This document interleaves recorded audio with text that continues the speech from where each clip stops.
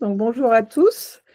Merci d'être avec moi ce soir pour parler de nos tourismes. Je suis ravie d'aborder ce sujet. La saison a certainement débuté pour certains, on est sur le point de commencer. Tout d'abord, un petit mot sur AOC Conseil, pour ceux qui ne nous connaissent pas. AOC Conseil, qui sommes-nous? Alors, nous sommes un groupe de 10 consultants répartis sur toute la France, dans les principales régions viticoles. Notre cœur de métier, c'est d'accompagner les acteurs du monde viticole dans le développement commercial, développement marketing, organisation interne, recrutement. Donc, on est vraiment sur de la stratégie d'entreprise à 360 degrés.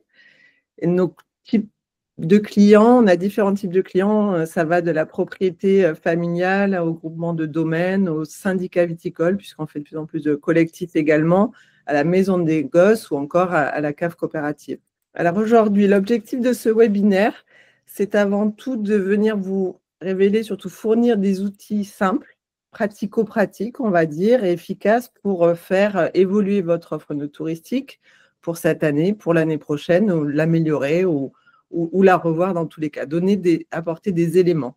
Donc pour commencer, j'aime bien commencer par quelques chiffres clés du factuel transmis par Atout France. Donc c'est Atout France qui diffuse ces informations-là. Donc, ce sont des chiffres, des données de 2025, mais attention, ce sont des données de 2023. Donc, qu'est-ce qui nous intéresse pour notre partie œnotourisme? Œnotourisme, ce que l'on peut voir, donc en 2023, on avait 12 millions d'œnotouristes. Ce qui est intéressant, c'est de voir cette progression entre 2016 et 2023. Donc, on a une progression quand même de 20%. La part de clientèle française, on est sur du plus 14%. Et ce qui est intéressant également, c'est de voir la part de clientèle étrangère qui progresse de 29%. Et dans cette clientèle étrangère, on peut observer dans le top 3 des nationalités, on a le Royaume-Uni qui arrive en premier, ensuite la Belgique, et puis suivi des Américains. Alors bien entendu, selon les régions, on va avoir des différences. Sur certaines régions, on va avoir davantage d'Américains, d'autres, ça va être un peu plus peut-être aussi les Français, selon les pays limitrophes. Mais c'est intéressant de les prendre en compte, de l'avoir en tête également et de pouvoir se dire, voilà, comment est-ce que je viens exploiter ces données-là et comment est-ce que je viens capitaliser sur ce visitorat français, étranger. Si on regarde un peu plus de manière ciblée par région, on voit dans le top 5 des régions alors, les plus visitées, on a la Nouvelle-Aquitaine, suivi quand même d'assez près de PACA et Occitanie, à égalité, avec 2,3 millions de visiteurs, de nos touristes. On a également le Grand Est. Et puis, si on ajoute Pays de la Loire, Centre-Val de Loire, on a 1 million de visiteurs, donc ce n'est pas négligeable non plus. Et en Bourgogne-Franche-Comté, également 1 million. Donc ça, c'est intéressant de voir cette répartition et surtout cette progression. Donc, on est clairement sur un secteur en pleine ébullition. Je vois Estelle de Pince jetée devant, tu le sais très bien. Vous le savez certainement si vous êtes là aujourd'hui. Donc, on va voir maintenant un petit peu plus en détail comment est-ce qu'on construit cette offre, quels sont les outils, les leviers qui vont permettre de développer cette activité no touristique sur vos domaines. Alors, tout d'abord, je tiens à rappeler, et c'est important, qu'un domaine viticole, à mon sens, c'est bien plus qu'un lieu de production. C'est une marque, c'est aussi une destination et c'est également une expérience client. Donc ça, on va en parler et comment est-ce qu'on peut justement appuyer sur ces points-là. Alors, avant toute chose, il est important de venir définir vos objectifs. Alors, définir ou redéfinir. Tout dépend si on est dans un développement de nos touristes, de prestations de touristiques, si vous en avez déjà ou pas. Mais en tout cas, il est important de venir définir ces objectifs. Alors là, on est au mois d'avril. Idéalement, c'est de le faire en fin de saison, en novembre-décembre. On fait un bilan et on vient définir ou redéfinir ces objectifs. Donc, quels sont les objectifs? Alors là, j'en ai cité quelques-uns. Ça peut être bien entendu de diversifier les sources de revenus et les circuits de distribution. On parle beaucoup de diversification à l'heure actuelle. Ça peut bien entendu en faire partie. Ça permet aussi de renforcer votre identité de marque, de développer la vente directe, puisqu'on est bien sur un canal de distribution. Dans le mot œnotourisme, on a tourisme, mais on est sur de la vente également. Cela permet aussi de promouvoir un développement local durable. Ça crée aussi une dynamique. Ça, ce n'est pas à négliger. Il y a un côté très fédérateur sur le no-tourisme aussi. Ça permet également d'accroître votre visibilité en ligne et auprès de la presse, de par cette dynamique. Et puis surtout, in fine, de venir créer des ambassadeurs locaux, internationaux, qui vont véhiculer votre image de marque. Et ça, c'est important. Donc, une fois que vous avez bien ces objectifs en tête, je recommande de faire généralement, c'est de faire une analyse rapide, on va dire, de votre activité. Alors, j'aime bien utiliser la matrice SWOT, hein, qui nous vient des États-Unis, mais qui vient lister vos forces, faiblesses, opportunités, menaces. Et à ce niveau-là, il est important de commencer dès lors à penser point différenciant. Qu'est-ce qui vient faire la différence par rapport à mes concurrents, par rapport à d'autres régions? Qu'est-ce que je peux mettre en avant que d'autres ne mettent pas, que j'ai sur mon domaine? Par exemple, dans les forces, j'ai cité l'identité historique. Qu'est-ce qui va faire que sur notre domaine, voilà, on peut raconter telle histoire parce qu'il y a des faits, parce qu'il y a eu des familles qui ont marqué l'histoire du domaine, parce qu'il y a eu un rachat pour un lieu ou autre. Ça peut être aussi des expériences qui sont uniques par rapport à d'autres. Je viens proposer une expérience, une balade dans les vignes, ça peut être un lieu un peu atypique ou autre. Cela peut être également des pratiques environnementales qui sont différentes, ou un côté architectural, ou bien des cépages endémiques, par exemple, que l'on va venir mettre en avant. Ensuite, il faut faire cette analyse-là de manière très honnête, j'ai envie de vous dire. Donc, c'est-à-dire, on vient aussi voir ses faiblesses. C'est-à-dire qu'on se dit, je veux développer le no-tourisme, très bien, des prestations no-touristiques, mais quelles sont mes ressources? Mes ressources financières, mes ressources humaines. Est-ce que j'ai le personnel requis dans l'équipe pour pouvoir justement faire des visites 7 jours sur 7, 5 jours sur 7? Est-ce que les personnes sont formées ou non? Dans ce cas-là, je vais mettre en place des formations. Voilà, tout ça, c'est à mettre, à venir lister et à formaliser. Est-ce qu'on peut réserver en ligne? Quelle est la personne qui peut s'occuper des réseaux sociaux, par exemple? C'est également prendre conscience de tout ce qui va être opportunité. Voilà, on va partir plutôt sur la partie extérieure. Donc, est-ce qu'on est dans une région touristique? Comment est-ce que je peux justement venir capter cette clientèle touristique? Est-ce qu'il y a des points d'intérêt proches? Quelles sont les tendances? Par exemple, le slow tourisme, quels sont les partenaires? Puis, avoir conscience également des menaces. Il peut y avoir, bien entendu, une concurrence accrue. Il y a une nouvelle pandémie. Comment est-ce qu'on peut y faire face? Qu'est-ce qu'on met en place? L'inflation, on est tous concernés, que ce soit en France, en Europe, à l'étranger. Qu'est-ce qu'on va mettre en place? Justement, chaque faiblesse ou menace doit devenir une force ou une opportunité. Donc ça, c'est notre analyse interne. Une fois qu'on a mis ça à plat, on commence à regarder à ce qui se fait à l'extérieur. Donc ça, c'est important d'aller voir ce que fait la concurrence. Dans ce qu'on va appeler le benchmarking, c'est une analyse concurrentielle. Mais on ne s'arrête pas juste aux voisins. Qu'est-ce que fait mon voisin? C'est aller voir ce que fait dans une autre région. Si je suis à Bordeaux, qu'est-ce qu'on fait en Champagne? Qu'est-ce qu'on fait à l'international, aux États-Unis, en Californie? Voilà, c'est important de voir, de s'inspirer aussi de ce qui se fait. Et qu'est-ce qu'on va aller voir lors de cette analyse concurrentielle? On va regarder les types de visites, tarifs, les durées, le nombre de visites proposées et les tendances du marché. Donc ça, c'est un petit peu toute l'année que l'on vient se renseigner sur les tendances du marché en termes de tourisme, en termes de no-tourisme. Actuellement, on est beaucoup sur du tourisme expérientiel. Qu'est-ce qu'on va proposer justement par rapport à ça? Un tourisme aussi proche de la nature. Comment est-ce qu'on met… Est-ce qu'on a des atouts que l'on peut mettre en avant? Bien sûr. Et on vient rechercher un côté, voilà, toujours… on vient personnaliser cette expérience et tout en restant authentique. Ce n'est pas parce qu'on va voir ce qui se fait ailleurs qu'on vient faire des copier-coller. On reste toujours authentique et fidèle aux valeurs de l'entreprise, de votre domaine, de votre propriété. Donc, une fois que l'on a nos objectifs, notre analyse interne, c'est-à-dire qu'on a nos objectifs, on sait où on veut aller, on sait ensuite où on en est, on a posé tout ça. Donc, maintenant, on va venir, ça va être la mise en œuvre et les décisions. Donc, on vient construire notre offre touristique.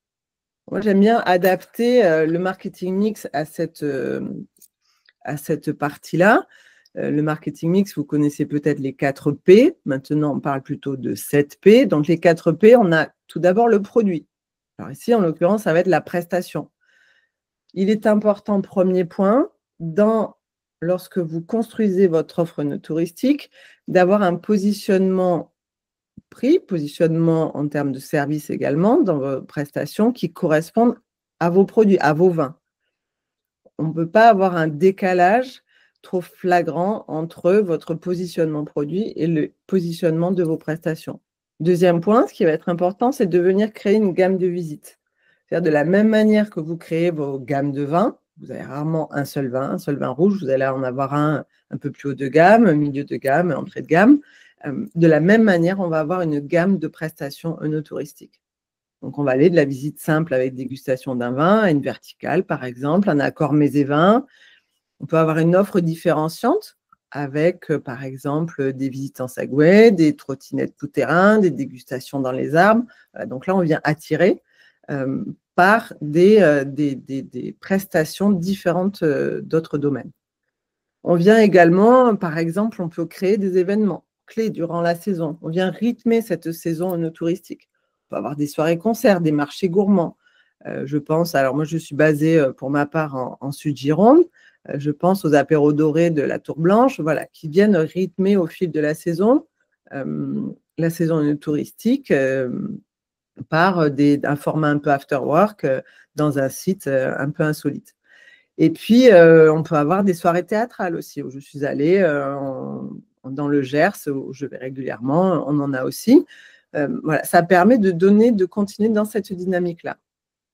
Le lieu peut être un élément différenciateur aussi. Si vous disposez d'un lieu un peu atypique sur le domaine ou une dégustation dans les chais, une dégustation ailleurs, voilà. Ça vient justement alimenter et diversifier votre gamme de prestations. Donc, premier point, c'était le produit. Et sur ce point-là, il est important aussi d'identifier vos cibles visiteurs. Alors, savoir, est-ce qu'on s'adresse plutôt aux familles, plutôt aux individuels, plutôt à des groupes, plutôt à une clientèle nationale, internationale? Est-ce qu'on vient proposer davantage des visites privées, des visites groupées? Donc, tout ça, c'est important de le décider au départ. Et bien sûr, de savoir, en fonction du nombre de personnes disponibles dans votre équipe, de ce que l'on peut mettre en place. Alors, j'aime bien citer quand j'interviens auprès d'autres publics ou avec des étudiants, cette typologie qui a été définie par Atout France, notamment, qui a été reprise par Atout France, une typologie de 4 catégories de visiteurs que l'on peut retrouver. On va avoir tout d'abord les épicuriens, qui représentent quand même 40% du visitorat. Alors, on va avoir ces épicuriens qui vont être davantage axés sur le plaisir des sens, l'esthétique, la gastronomie, l'art de vivre. Alors pour eux, le côté, les visites accords mets et vins fonctionnent très bien. Ensuite, on va avoir une catégorie un peu plus de visiteurs classiques qui sont là plutôt pour la découverte de l'histoire du domaine, les activités complémentaires. Alors eux, ils représentent 24%.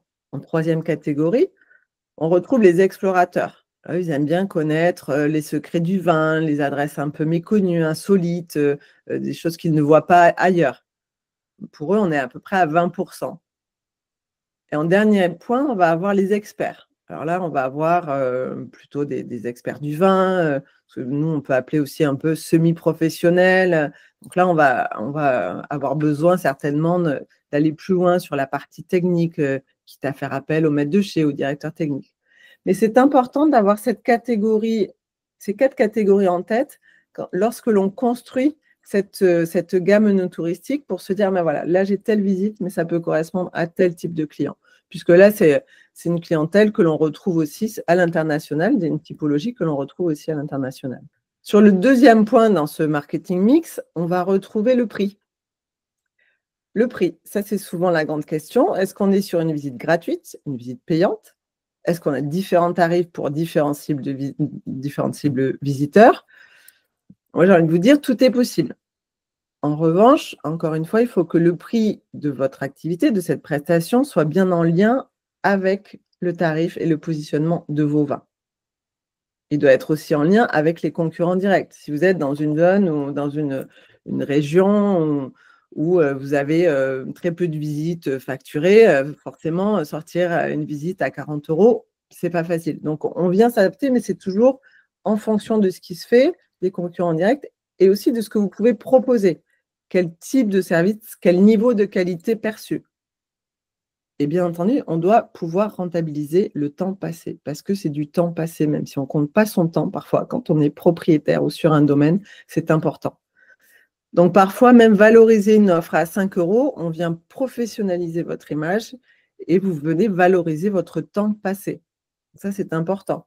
Même une visite à 10 ou 15 €, vous serez toujours à même d'offrir la visite. En fin de visite, s'il y a achat, d'offrir la visite. Mais on vient facturer généralement. Ça professionnalise aussi cette activité-là.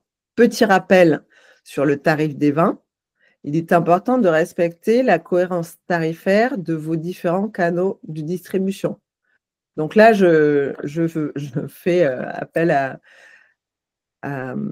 au webinaire qui a été mené par mon collègue Jean-Marc Demange récemment sur la cohérence tarifaire. Alors, on ne peut pas se permettre d'être un concurrent direct par exemple, de nos cavistes.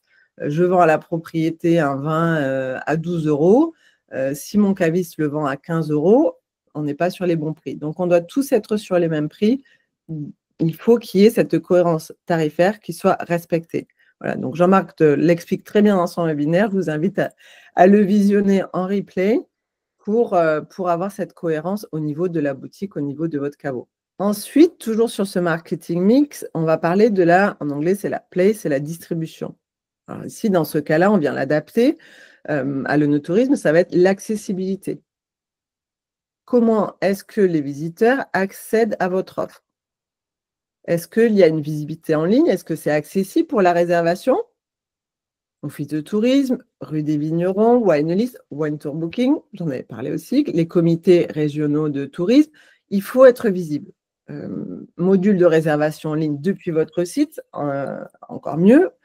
Voilà. Mais il faut pouvoir rendre l'accès et la possibilité de réserver vos visites en ligne. C'est un vrai service que vous apportez à votre visiteur. Dans ces 4 P, le dernier P, nous avons aussi la promotion. Donc ça, c'est le faire savoir. Très bien, on a une offre touristique. Maintenant, il faut le faire savoir. Comment? On vient utiliser votre site internet, les réseaux sociaux, le TripAdvisor, tout ce qui est pavé Google. Donc, vous y avez accès à Google Business. Venez renseigner vos horaires d'ouverture, les photos, les tarifs. Voilà, vous pouvez diffuser de l'information à ce niveau-là et c'est important. Votre offre touristique, faites-le savoir également à vos partenaires. On va le voir plus loin. Donc, on a nos 4 P. Déjà, ça, c'est la base de la construction d'une offre touristique. Ensuite, on peut venir ajouter un autre P qui est tout ce qui est process, tout ce qui est procédure. Donc là, c'est une étape importante où on va venir lister les étapes clés du parcours client. Donc là, vous pouvez faire un script en français, en anglais, en allemand, si vous faites des visites en allemand, en espagnol, du rythme, du déroulé de la visite. On va venir également poser une checklist de l'agencement de cet espace dégustation. Tous les matins, vous êtes propriétaire, vous avez des guides. Le matin, il y a une checklist des points à vérifier avant l'arrivée des clients pendant cette période touristique. Dans les procédures, on va aussi retrouver la formation de vos guides. Alors là, j'insiste sur la formation puisque vos guides ne sont pas que guides. Vous, quand vous êtes propriétaire, vous faites la visite, vous avez une double casquette. Vous avez la casquette guide, d'une part, je viens raconter l'histoire, on va voir le storytelling ensuite, et puis vous avez la dégustation, et ensuite vous avez la partie vente. Donc là, vous avez une deuxième casquette, c'est la casquette vendeur. Donc comment est-ce que je vends aux clients? Comment est-ce que je finalise une vente? Comment je prépare l'agencement de mon lieu, de ma boutique, de mon caveau, de manière à favoriser la vente? Donc, formation du personnel en charge des visites, c'est aussi les faire participer aux différentes étapes des travaux à la vigne, au chai. Par exemple, vous avez les vendanges, faites-leur faire une demi-journée de vendange, les vinifications, du décuvage, du houillage, de manière à ce que lorsque voilà, si vous êtes propriétaire, vous faites déjà les vinifications, ce sera d'autant plus facile. Mais si vous décidez de recruter une personne pour l'été, stagiaire, un CDD, formez-les. Formez-les travail de la vigne, à faire passer un peu de temps avec l'équipe à la vigne. Lorsqu'on parle ensuite du déroulé de la visite, c'est important de la rythmer et d'avoir aussi des temps forts. Donc là, on rentre un peu dans le côté théâtral, mais à un moment, il va falloir un effet waouh. À quel moment? Est-ce que c'est à la visite? Est-ce que c'est lors de la dégustation, sur des millésimes ou autre? Mais il faut que ce parcours client, il soit fluide avec des moments forts. Le parcours client, on va le voir un petit peu plus loin, mais il est essentiel. Donc c'est de l'accueil jusqu'à la vente, jusqu'au parking, j'ai envie de vous dire. Donc c'est vraiment, prenez le temps de cet accueil. L'accueil client, quand le client arrive, on prend le temps de découvrir, donc c'est pas juste l'accueil, mais c'est la découverte client, de la même manière que quand vous êtes avec des clients professionnels, vous posez des questions, savoir comment est-ce qu'ils travaillent, où est-ce qu'ils travaillent, avec qui, sur quel réseau. Là, c'est la même chose, on vient s'intéresser, il y a une partie découverte. Est-ce que c'est la première fois qu'ils sont dans la région? Est-ce qu'ils sont déjà venus en France? Est-ce qu'ils ont visité d'autres châteaux? On prend le temps de découvrir son visiteur. Et ensuite, ça nous permet d'adapter aussi la visite à nos visiteurs. Alors, pas toujours facile quand on a des visites groupées, mais c'est important quand même de pouvoir le prendre en compte. L'environnement aussi, la propreté, la déco, la signalétique, c'est essentiel. La signalétique, comment est-ce que le client arrive au domaine quand il arrive chez moi? Est-ce que c'est bien signalé? Est-ce qu'il arrive sur le parking? Est-ce que depuis le parking, il sait comment se rendre à l'accueil? Tout ça, il faut que ce soit fluide. Toujours se mettre à la place du client, du visiteur. Et enfin, on va avoir la partie preuve physique. Donc ça va être tout ce qui est environnement et label aussi. Donc, encore une fois, on se met à la place du client. Le client, il connaît peut-être vos vins, mais il n'est jamais venu au domaine. On est là aussi pour le rassurer. Donc, qu'est-ce qu'on vient apporter comme preuve? Donc là, on va apporter, par exemple, les preuves vignobles et découvertes, le label. Vous avez aussi tout ce qui est Best of Wine Tourism, les trophées de l'œnotourisme. Donc, affichez-les, montrez-les. On peut avoir aussi des labels Be-Friendly, le label bio. On vient voilà, montrer au client un petit peu qui on est. Ça, c'est important. Dernier point, et pas des moindres, ça va être dans toujours ce marketing mix, on a le 7e P, qui est en anglais people, et donc qui correspond à personne, et qui est essentiel. Donc, j'en ai parlé brièvement, c'est la qualité de l'accueil, la formation du personnel. Et dans ce P, j'ajouterai les partenaires. Identifiez vos partenaires et créez vos partenaires. Donc, les partenaires, ils peuvent être les hôteliers, les hébergeurs, les wine tours, les VTC, les conciergeries, tout ce qui va être institutionnel, les offices de tourisme, CRT, les routes des vins. La personne, à mon sens, l'humain est au cœur de cette expérience client.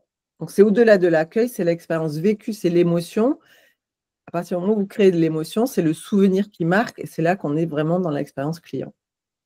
Donc là, on va faire un petit focus sur 2 leviers qui peuvent être très puissants dans cette no-tourisme, dans cette expérience no-touristique. Ça va être l'expérience client et le storytelling. Donc, à mon sens, l'expérience client, alors c'est inspiré d'un schéma plutôt qui se tourne vers l'hospitalité, que l'on utilise de plus en plus aussi dans ce secteur-là.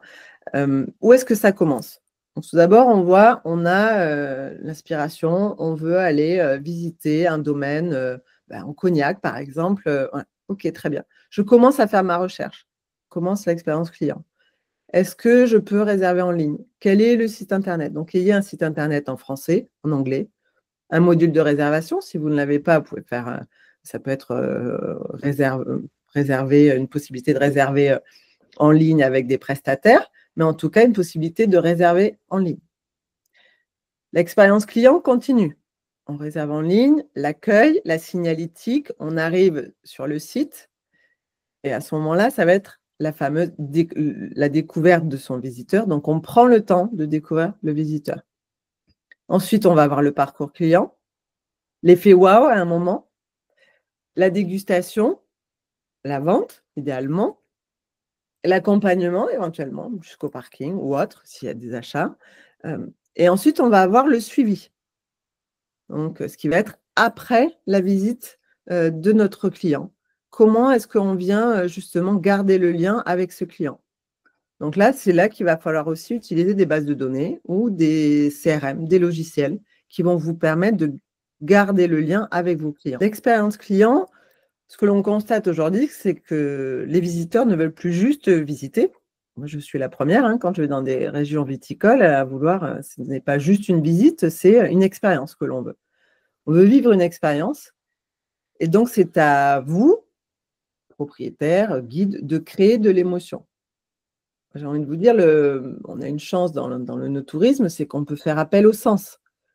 Donc on peut faire appel au toucher, à l'odorat, au goût. Donc c'est à exploiter. C'est le printemps, amenez vos visiteurs dans les vignes, allez montrer ce qui se passe dans les vignes. Il y a des nouvelles barriques qui arrivent, montrez. Voilà, donc on vient créer de l'émotion. Pour en faire, rappelez-vous, un des objectifs, c'était de faire devenir vos visiteurs de véritables ambassadeurs de marque, en quelque sorte. S'ils sont contents, s'ils repartent enchantés, il y aura forcément du bouche à oreille qui va se créer. Et pour construire son parcours de visite, il y a quelques questions, entre autres, là j'en ai cité 3, mais à se poser. C'est, encore une fois, quelle est votre vraie différence? Donc en stratégie, on va bien parler de savoir-faire différenciateur. Savoir-faire, c'est une chose, mais différenciateur, il y en a forcément.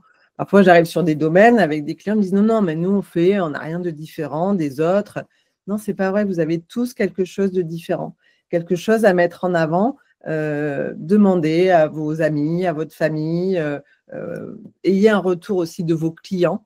Lorsque vous avez des visiteurs, posez-leur des questions, c'est le meilleur retour que vous pouvez avoir. Puis, quelle est votre histoire humaine? J'ai envie de dire, usez, abusez des anecdotes. Voilà, les anecdotes, on vient créer du lien aussi avec ses visiteurs. Et quelle est la passion à transmettre? La connexion au domaine, qu'est-ce qui a fait que vous avez peut-être racheté le domaine, que vos grands-parents l'avaient racheté ou autre? Qu'est-ce qui rend spécifique? Et ça, vous devez aussi le transmettre à ceux qui sont en charge de l'œnotourisme et des visites. Alors, on arrive au storytelling. Le storytelling, une fois, j'avais lu un article comme ça, c'était l'Office de tourisme de Québec qui formait ses guides à des cours de théâtre. Voilà. Donc, pensez aussi à ça. Ça peut être, on rentre dans ce côté un peu théâtral. Donc, ça, c'est la casquette guide et storyteller. Après, il y aura la casquette vendeur. Mais voilà, il y a un certain côté un petit peu théâtral, mais toujours dans l'exclusivité un petit peu. Mais exploiter ces anecdotes, c'est un levier assez puissant pour justement se connecter avec les clients. Et l'idée, c'est d'en avoir plusieurs. C'est-à-dire que selon un peu la typologie, le client que l'on a en face, on va sortir telle ou telle anecdote, telle histoire. Le meilleur moyen, c'est de venir interroger les plus anciens. Il y a toujours des anciens sur le domaine. On vient raconter l'histoire de l'appellation, du lieu, des expériences clients. Le but premier dans le storytelling, c'est vraiment de venir inclure le client dans cette histoire. Voilà. Il vient faire partie de cette histoire et on vient raconter. Alors, j'ai mis un petit dessin qui dit Papa, plutôt que de me raconter une histoire, raconte-moi une histoire de marque. Donc, c'est un petit peu ça. On vient raconter ce qui a créé l'histoire de ce domaine. Un petit point sur le storytelling réussi, et on est toujours dans l'amélioration continue, donc c'est important, mais le storytelling, on vient poser le ton au départ. Hein. On pense à l'objectif de l'histoire à raconter. Quel est le message que l'on veut faire passer? On inclut des détails, des personnels, des anecdotes. Alors, dans la mesure du possible, bien connaître son public, c'est la partie découverte, et toujours être clair et concis. Si l'histoire est claire pour vous, elle le sera pour vos visiteurs. Et 2 points ici que j'ai mis en bleu clair, c'est être bien conscient du langage non verbal. On a plus de 70% de la communication qui passe dans le langage non verbal. Donc, ça va être la gestuelle, le ton de la voix. Donc, tout ça, c'est s'entraîner, le travailler. Et bien sûr, s'entraîner et demander un feedback des collègues, un feedback des visiteurs aussi, pour pouvoir justement adapter, améliorer sur la saison suivante ou sur les prochaines visites. Donc, quelques conseils sur le storytelling, toujours, c'est ajouter de la personnalité. Donc, les histoires de marque, elles doivent être racontées en mettant l'image de la marque et la personnalité de l'auteur au premier plan. L'histoire doit être simple et on se concentre sur la raison d'être. Alors, c'est important de comprendre, d'avoir aussi fait un petit état des lieux, de transmettre les valeurs. Quelles sont les valeurs de que ce soit des actionnaires, que ce soit une propriété familiale, il y a forcément des valeurs. Et on établit un lien avec le visiteur.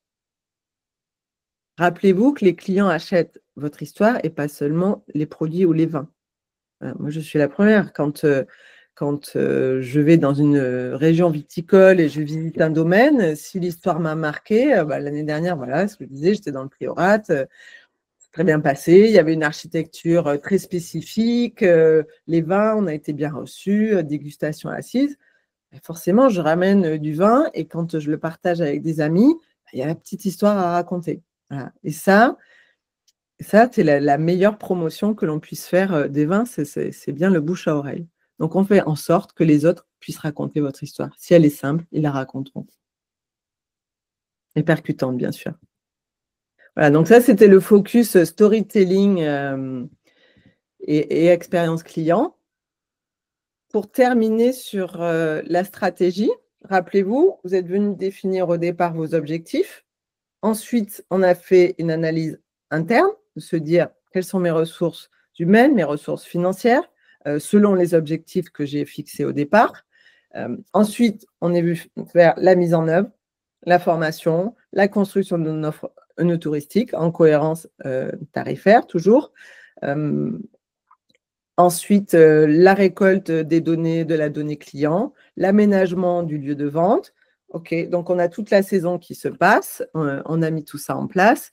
Et ensuite, on vient surtout contrôler et piloter votre activité. De la même manière que c'est essentiel de contrôler et piloter votre activité de vente de vin quand vous vendez en France, à l'export, à des professionnels, de la même manière, on vient piloter l'activité touristique. Alors, piloter, qu'est-ce qu'on entend par piloter? Ça va être la mise en place de tableaux de bord avec des indicateurs. Les tableaux de bord, qu'est-ce qu'on vient regarder? Alors, bien sûr, on vient regarder le chiffre d'affaires. Si possible, le chiffre d'affaires dissocié par vente de vin, voire par cuvée, des prestations. Et dans les prestations, ce qui est intéressant, c'est de venir voir également quel type de visite a bien fonctionné, une autre a moins bien fonctionné, puisque l'année d'après, peut-être qu'on va en changer et on en fera une autre. Donc ça, c'est important d'avoir ce tableau de bord. On peut aussi venir regarder le panier moyen par visiteur, les avis clients, les nationalités, mais déjà essentiellement, si vous pouvez avoir accès au chiffre d'affaires, au nombre de visiteurs et de fait, vous avez le panier moyen, déjà, on a de bons indicateurs pour pouvoir surtout, quand on dit piloter, c'est pouvoir faire un bilan et l'année d'après, modifier, améliorer ou autre. Utiliser les retours clients pour améliorer l'expérience et les ventes. Alors, vous pouvez mettre en place des enquêtes de satisfaction. Alors moi, personnellement, je ne suis pas trop pour, je trouve que ça fait un peu trop mass mailing, mais profitez plutôt du fait que les clients soient sur place pour demander un retour client, un livre d'or ou autre, ou un mail personnalisé par exemple, et l'utilisation d'un CRM, d'un logiciel pour faciliter tout ce qui est suivi client. Et bien sûr, on vient faire un bilan en fin de saison afin d'améliorer, modifier ou enrichir votre offre pour la saison suivante. Donc, en conclusion, je dirais que le no-tourisme, c'est bien sûr un levier stratégique pour la notoriété d'un domaine. C'est toutefois une démarche qui doit être en adéquation avec les valeurs, pas seulement, et les ressources du domaine. On peut venir utiliser des outils stratégiques classiques, comme j'ai cité, là, les forces, faiblesses et le marketing mix, que l'on peut venir adapter. Ça peut bien entendu devenir une activité lucrative et rentable, mais qui demande du temps et de l'organisation et de la planification. Le no-tourisme peut devenir très chronophage si on n'a pas de planification, de rétro-planning ou autre. Et c'est une activité à combiner avec la vente directe. Cela reste un canal de distribution pour nous à part entière. Donc, à prendre dans sa totalité, si vous faites de la vente en ligne également, mettez bien en cohérence vos différents circuits de distribution de manière à ne pas devenir concurrent de vos clients professionnels. Et c'est bien entendu une activité à piloter avec des tableaux de bord. Voilà, on ne navigue pas à vue, on vient checker, vérifier les données, les objectifs que l'on s'était donnés. On peut avoir des objectifs chiffrés de chiffre d'affaires et on vient comparer d'une année à l'autre. puisque avoir des données, c'est bien, les comparer aux années précédentes, c'est encore mieux. Voilà un petit peu ce que l'on peut donner. C'est toujours bref, en 30-40 minutes d'aborder un sujet aussi vaste que le no-tourisme. Alors c'est vrai que dans ma présentation, j'ai simplement oublié de me présenter. Pour ma part, je suis quand même basée en Sud-Gironde. J'évolue principalement sur la région de Bordelaise et puis le Gers. Ça fait 20 ans que je travaille dans le vin, principalement sur des postes de développement commercial France export, chez des négociants, en propriété viticole, également sur des propriétés dans le réceptif et le no-tourisme.